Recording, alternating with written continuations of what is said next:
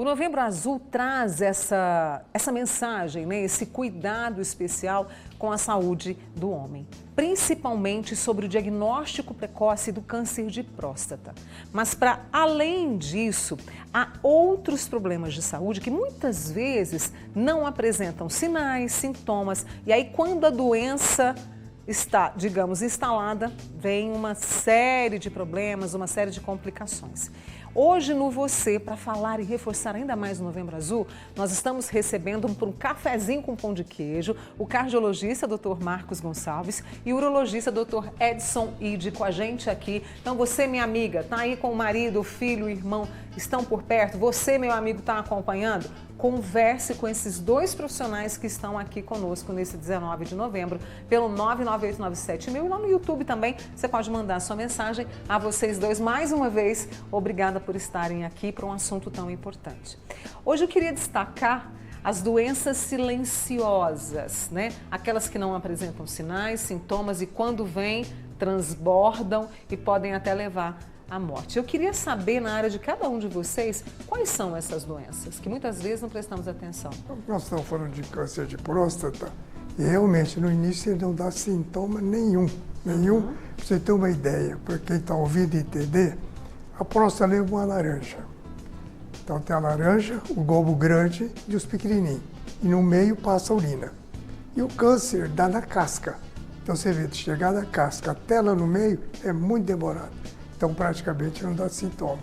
E quando dá seria dificuldade para urinar, sangue na urina, às vezes aí a gente vê que está numa fase bem crítica já, entendeu?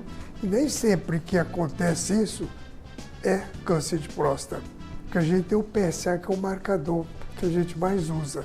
Então o que acontece? Quando ele eleva muito rapidamente, jovem, geralmente é uma prostatite aguda, que não tem nada a ver com câncer. Tá. E não evolui para câncer também. Mas tem que ser tratado um bom tempo. Porque para você atingir aquele globinho pequeno no fundo da casca, demora. Então o antibiótico tem que tomar por um bom tempo. Por um bom tempo, né?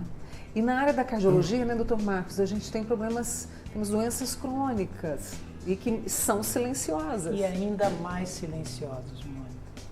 Primeiro, boa tarde a você, obrigada. A todo o seu público também. Sim. Obrigado por mais essa oportunidade da gente trazer informação. Informação é a principal arma que a gente tem hoje em dia. Né? E é importantíssimo que a gente fale sobre essa questão das doenças silenciosas. Por exemplo, hipertensão arterial, famosa pressão alta. Isso.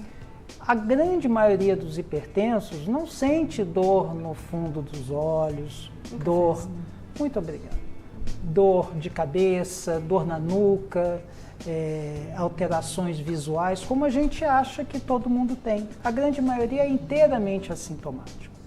E vai descobrir que é hipertenso se for ao médico regularmente e medir a sua pressão arterial. Então, é das doenças uma das mais silenciosas. Diabetes, por exemplo, frequentemente passa silencioso. Então, aquela coisa, eu estou tendo excesso de sede, excesso de fome, eu estou perdendo peso rapidamente. Nem sempre isso geralmente já se manifesta numa fase mais tardia da doença. As dislipidemias, os aumentos de colesterol, de triglicérides, que são problemas que podem levar a outras cardiopatias. Eles não dão sintoma nenhum. Você pode ter um colesterol elevadíssimo e não ter absolutamente nenhum sintoma. Então são coisas silenciosas, mas que podem modificar completamente o teu prognóstico de vida. E pequenos sinais também que muitas vezes são deixados de lado. Aquela pessoa que sempre subiu a escada do seu trabalho, da sua casa, sem problema nenhum, e que de repente começa a sentir que está tendo que subir mais devagar, está tendo falta de ar à noite, eu estou tendo que colocar o meu travesseiro mais alto, porque senão eu não consigo respirar direito. Isso já é um sinal de que alguma coisa não está adequada.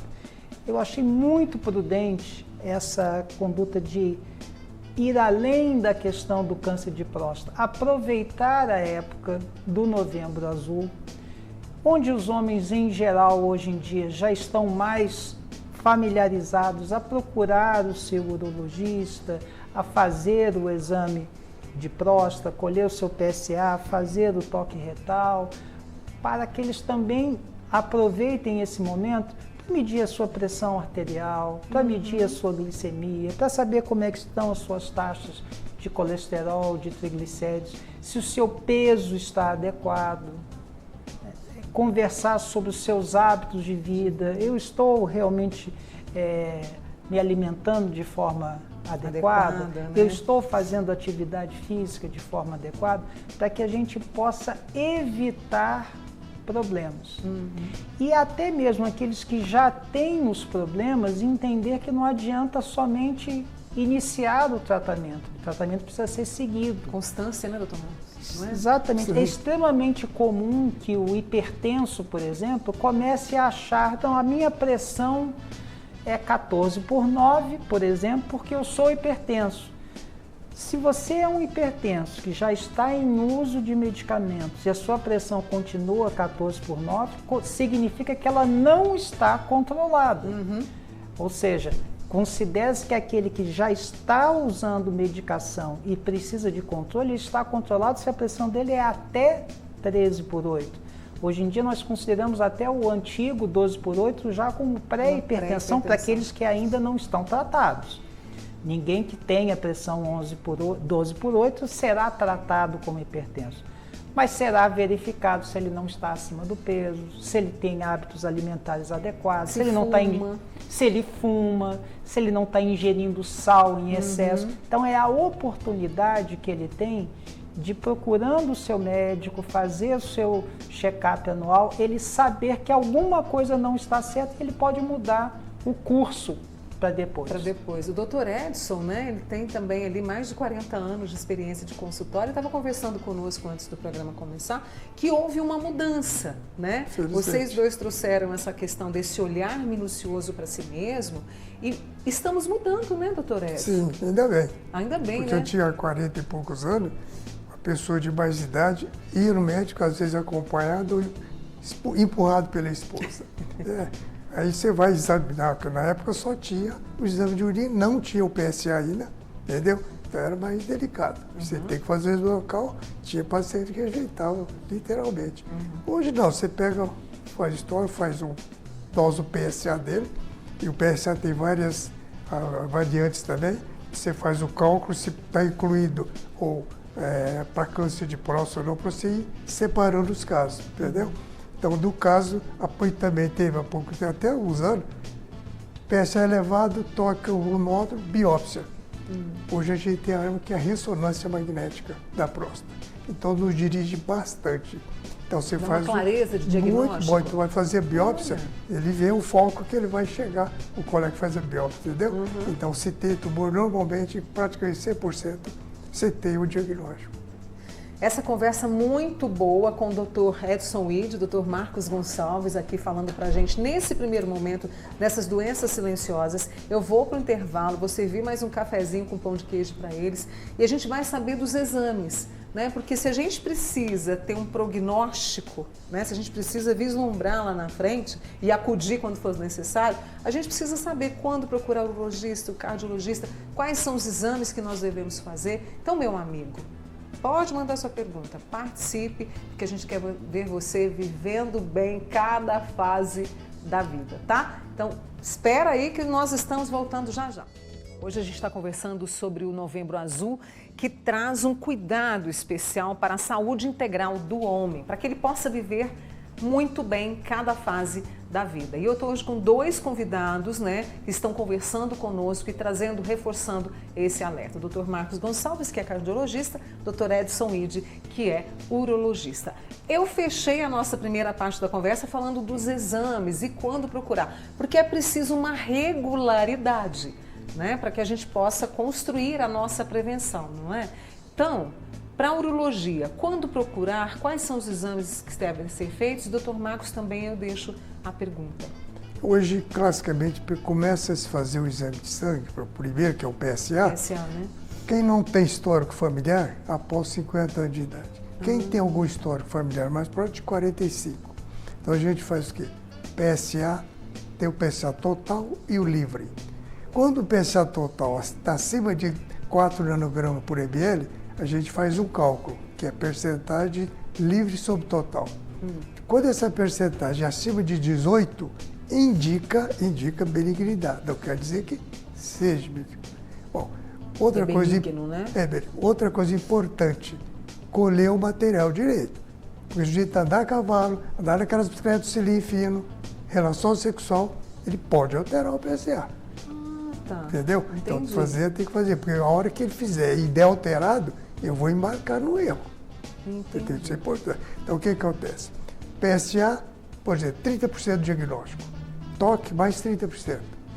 Faltou mais 33%, que seria o ultrassom, ou depende do PSA, uma ressonância. Que é uma ressonância específica. Específica, multiparamétrica da próstata. Então, esse vai me dirigir mais fidedignamente, que vai me falar se eu devo ou não fazer biópsia. Porque antigamente fazia PSA alto, toque, biópsia, e dava muito falso positivo. Agora, hoje, felizmente, é mais específico. Cada vez mais vai avançando. E sim, ainda bem. O senhor falou dessa questão da relação sexual, do pedalar. Do toque também. E no caso, por exemplo, eu tenho que fazer o exame, então eu não tenho que ter relação sexual, é isso, doutor? Isso, 3 dias. 3 dias. 3 dias, exatamente. Entendi. Uma caminhada um dia vai bem. Agora, bicicleta, relação, cavalo, tem cuidado. Aí tem que esperar. Tem que fazer direitinho. Doutor Marcos, começa quando? Essa questão, essa preocupação com o Isso é coração. muito importante e depende sempre da questão do histórico familiar. Aquelas pessoas que têm familiares de primeiro grau, pai e mãe, que sejam hipertensos, que sejam diabéticos, que tenham um histórico de colesterol alto, tenham um histórico de infarto ou AVC, essas devem começar o mais cedo possível, ter visitas médicas regulares. E mais importante do que exames, na verdade, é a visita regular ao médico. É saber se você está mantendo o peso adequado, se você tem pressão arterial adequada e, obviamente, de acordo com a característica de cada um, coisas muitas vezes muito básicas. Medida da glicemia, medida do colesterol, saber como é que está a função renal, exames muito simples que fazem parte do dia a dia de qualquer médico, de qualquer especialidade, já podem diagnosticar algumas coisas silenciosas que já estão surgindo e que, se não forem cuidadas, poderão desencadear problemas mais sérios. É o que eu falei, pode transbordar. Exatamente. E aí fica complicado.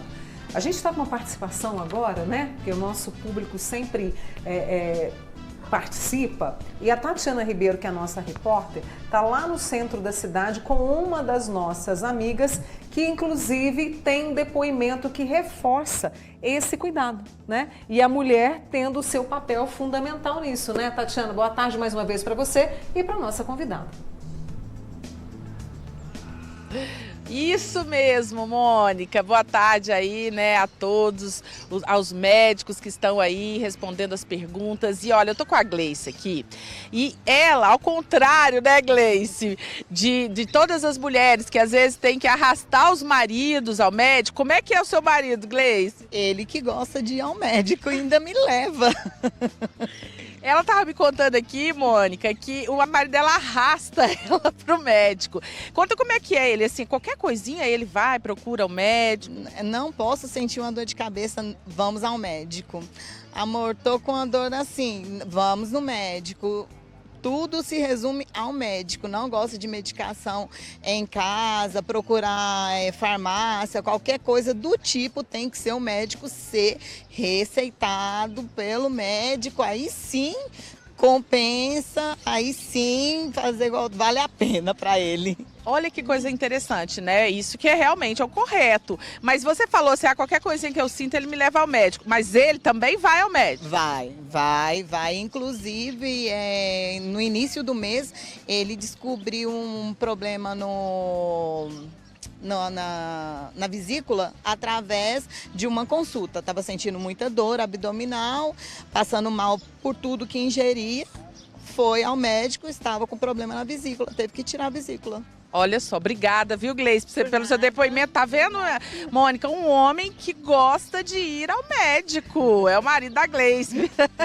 Um abraço ao marido da Gleice. Agradeço a ela aí por estar participando com a gente. Que bom que a gente vê essa mudança de comportamento. E é interessante porque parece que os papéis se inverteram, porque nós mulheres temos uma sobrecarga de trabalho e muitas vezes a gente se esquece de nós mesmas, né? E aí o homem fazendo esse papel também. E aí trazendo uma outra questão. Eles estão procurando, né? Estão procurando se cuidar, isso é muito bom. E aí vem uma outra questão também que me chama a atenção. A saúde mental.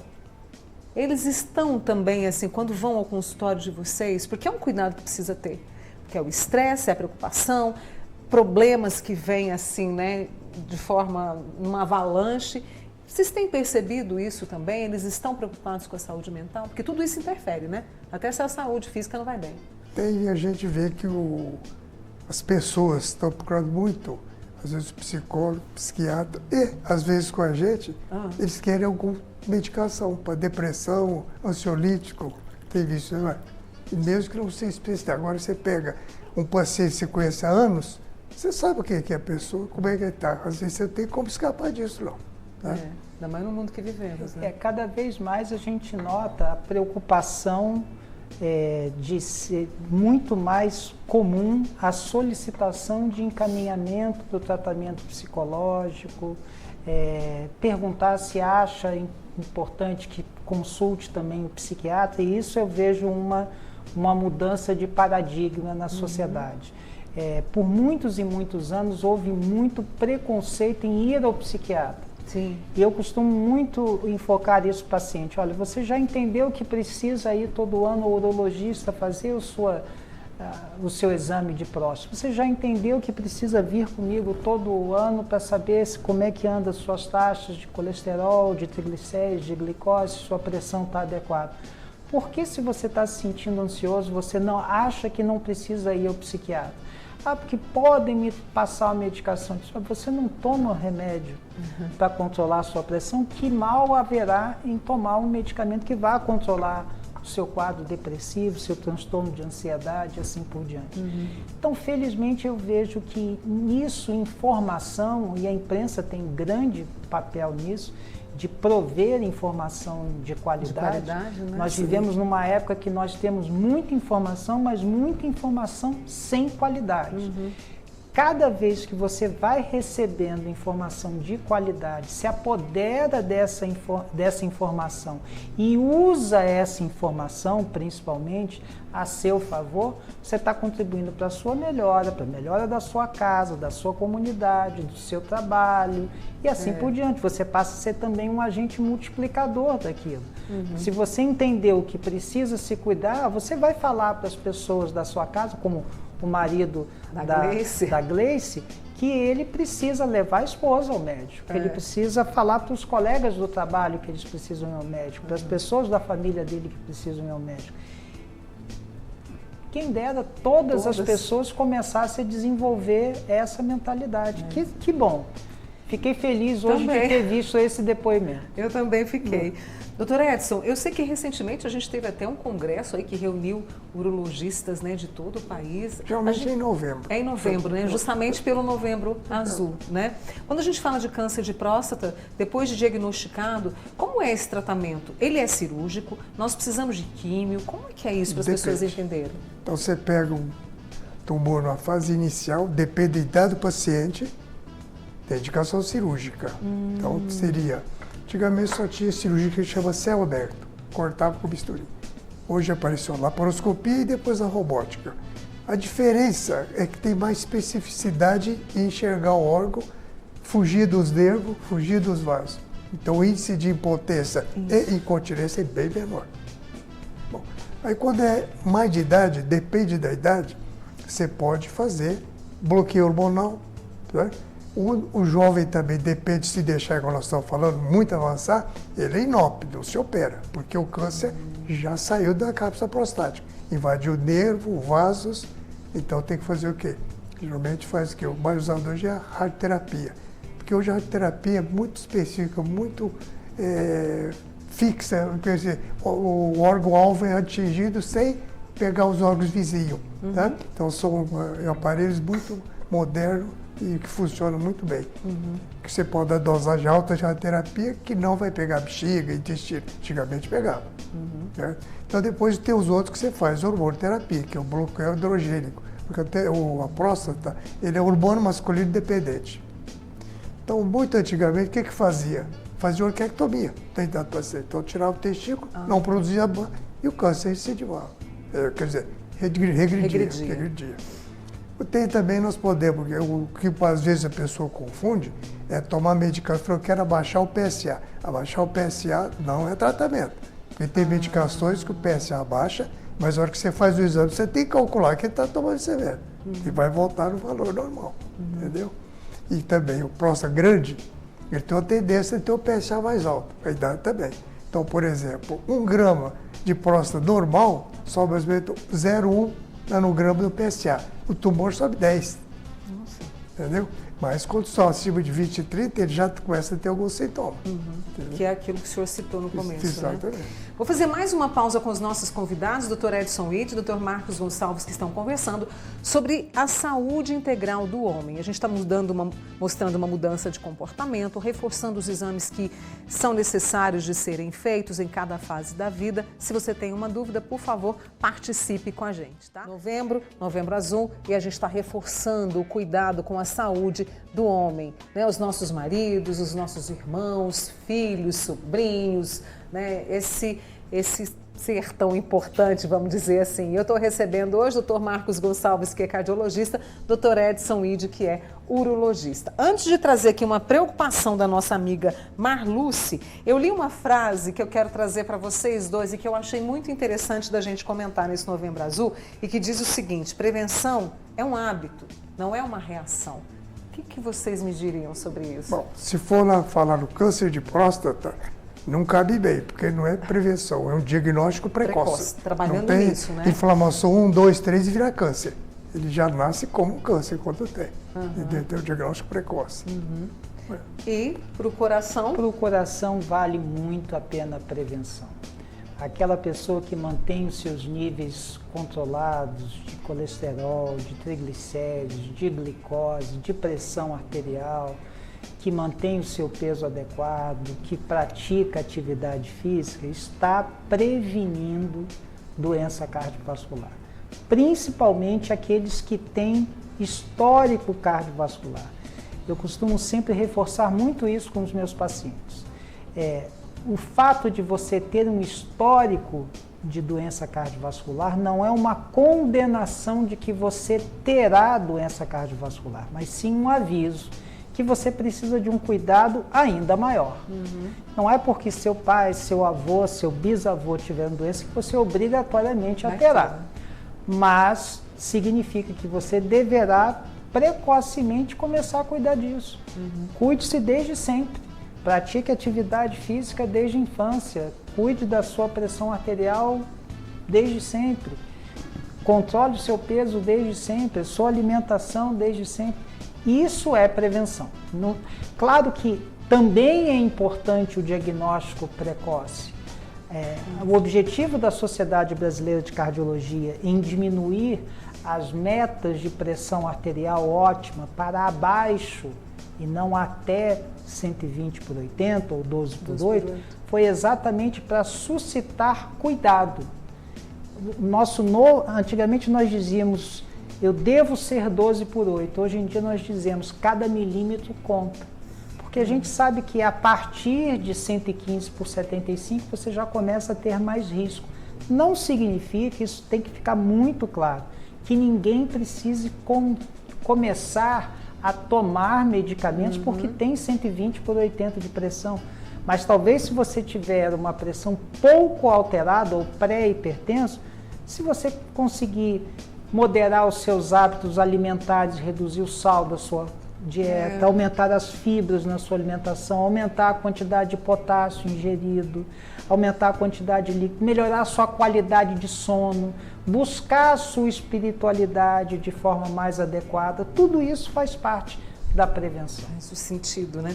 Doutor Edson, deixa eu trazer a Marlúcia, ela está preocupada e ela contou que arrasta o marido para o médico. A última vez, no exame, o PSA dele estava 11, ela quer saber se é grave, se está próximo a um câncer, ele tem 72 anos, como é que a gente melhora o coração dela?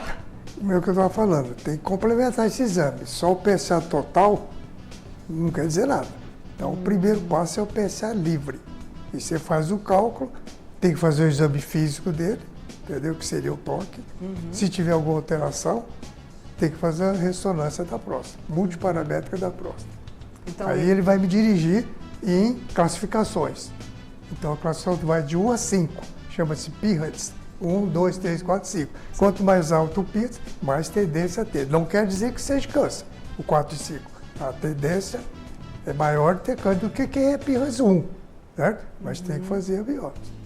E a gente estava conversando aqui, nós estamos falando do Novembro Azul, agora já tem inclusive o Novembrinho Azul, né, doutor Marcos? Explica para nós. Isso é interessante que foi, a partir desse ano, começou a ser difundido também a importância de se desenvolver estratégias chamado Novembrinho Azul para se estimular os meninos que eles também sejam vacinados contra o HPV. Sabe-se hoje em dia, e entre as meninas isso já está bem difundido, que elas devem se vacinar contra o HPV para evitar no futuro o câncer de colo de útero. Só que os transmissores do vírus HPV são justamente os meninos. Então, se eles estiverem também imunizados contra o HPV, que em meninos causa muito poucos problemas em geral, eles terão menos chance de serem transmissores desse vírus para as suas futuras companheiras, namoradas, esposas e assim por diante. Então, a prevenção em relação a isso começa cedo, com coisas simples, como, por exemplo, a vacinação contra o HPV. Muito importante da gente trazer isso. Em relação ao câncer de próstata, para a gente já ir encerrando a nossa conversa, o estilo de vida muitas vezes não está relacionado, não é um fator de risco tão significativo, né, doutora Edson? Obesidade, igual o Márcio falou também, sedentarismo, álcool, fumo, né? Tem uma tendência maior. Não é que vai resolver, mas acaba ajudando. E depois tem a tendência familiar, né? Origem familiar também. O câncer de próstata é o seguinte: na raça afrodescendente tem muito mais câncer de próstata do que na raça hispânica, ariana. E a amarela tem menos ainda. Né? Então eles têm muito mais câncer de próstata. Então, assim, no afrodescendente a incidência é maior. Maior. Por isso, todo esse cuidado em relação a prestar atenção nos casos de família, Sim, né? sim. E sempre procurar o urologista. Sem dúvida. Né? Qual o recado que vocês deixam nesse Novembro Azul, depois de tantos esclarecimentos aqui, doutor Marcos? Vocês homens, né, que cuidam da saúde. Aproveitem o Novembro Azul e transportem ele para todos os meses do ano. É isso. Entenda que você precisa ir ao seu médico no mínimo uma vez por ano. Talvez você não precise colher um exame de sangue. Talvez você não precise fazer nenhum exame complementar. Mas você precisa estar com um profissional de saúde, nem que seja para saber, a minha pressão continua normal, meus batimentos cardíacos continuam normal, eu estou com peso adequado, minha relação cintura-quadril é adequada, eu estou me alimentando de forma saudável, eu estou comendo de forma saudável, eu estou tendo sono de qualidade, porque isso vai ser abordado durante uma consulta de qualidade. Então, prevenção é o início de tudo e começa lá com... É uma educação, né, doutor Edson? Sem dúvida. Mas pegando uma deixa que você falou sobre a pressão arterial, a glicose também, né? Era 110, veio para 99. Sem dúvida, e agora 99 é fundamental. E hoje a gente dá muito valor à hemoglobina glicada. Sim. A hemoglobina glicada é um fator de diagnóstico. Exatamente. A glicemia é um fator de prognóstico. Já a hemoglobina glicada, a gente sabe que ela até 5,7 ela é considerada normal.